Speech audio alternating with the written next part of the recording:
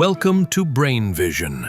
So here we're going to identify if regulation or a control of an externality is command and control or it's a market-based incentive. So we're going to start here with part A, and this is a state emissions tax. And this is a market-based incentive because what a tax does is that it shifts a firm's supply curve. Anything that shifts as a firm's supply or demand curve, that is going to be a market-based incentive because it's influencing the market. Next is federal car regulation. This is a command-based incentive. This is a command-based incentive because the federal government's not really giving you a choice. It's not really increasing the cost or the materials of the car. It's just commanding what to do.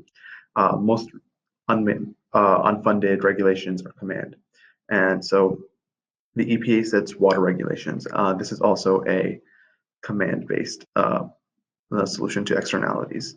The city sells permits to pollute. This is a market-based incentive because the city is trying to influence the supply and demand curve. So what happens here is we have our demand curve here, a supply curve here, and since there's a limited number of suppliers, the supply curve is going to shift this way. And so what that does is it creates an equilibrium over here, which is at a lower quantity of the product, which deals with the externality. And finally, we had the federal government paying the fishermen not to fish. This is also a market-based incentive because the federal government is once again influencing the supply curve to make it more profitable for them to not fish versus to fish, which decreases the supply, which solves the externality.